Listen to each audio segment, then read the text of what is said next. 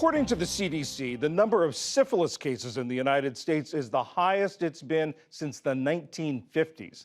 Ali Rogan looks at what's behind this surge of this sexually transmitted infection, or STI, and what public health officials are doing about it.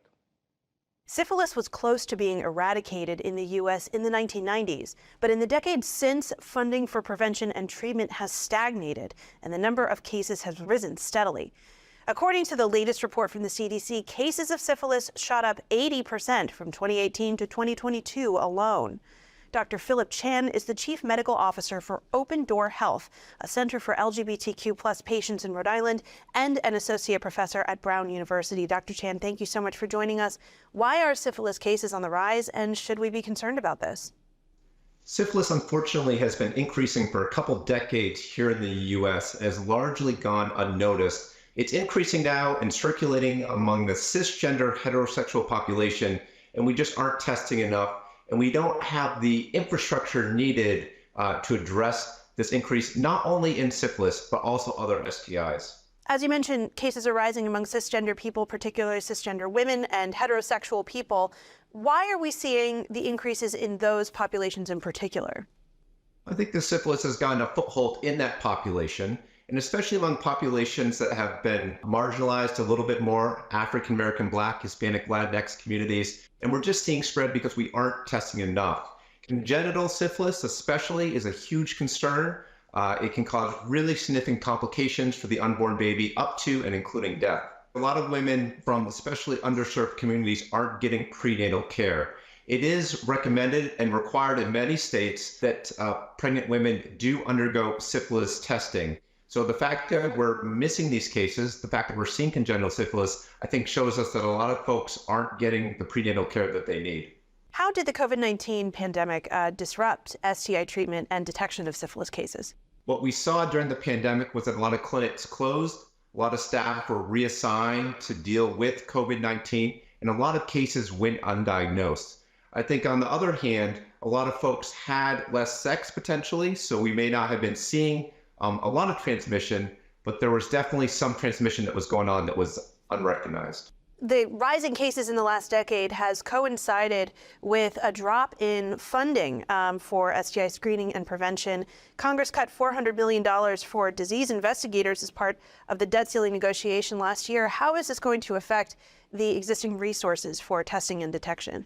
I think the health departments in all states are really critical centers for addressing the STI epidemic. They're responsible for communicating with partners, for disseminating funding, for contact tracing and partner notification services. So this reduction in funding has really been harmful to the health departments. We definitely need more infrastructure, we need more funding, we need more resources to address this increase in STIs. And since last year, there's also been a shortage of penicillin, which is the most effective drug used to treat syphilis in adults and the only drug that can treat pregnant women to prevent congenital syphilis. How are people dealing with that shortage, and will these shortages make the existing problem even worse?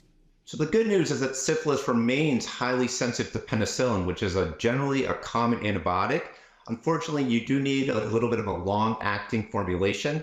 At this time, we are having a shortage of benzathine penicillin, the formulation that we use to treat syphilis, and specifically in pregnant women.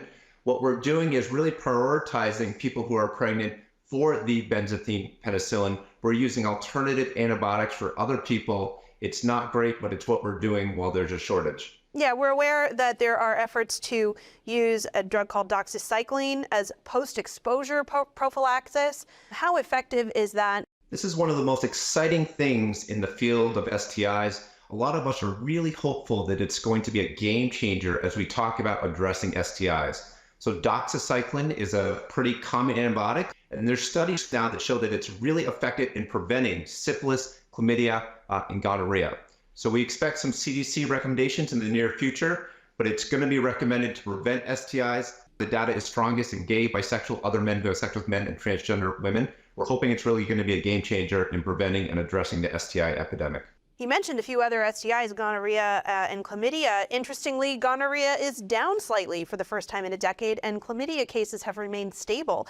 If these infections are resulting from those same sexual practices and health issues that we've already discussed, Why are those other two rates stabilizing while syphilis is on the rise?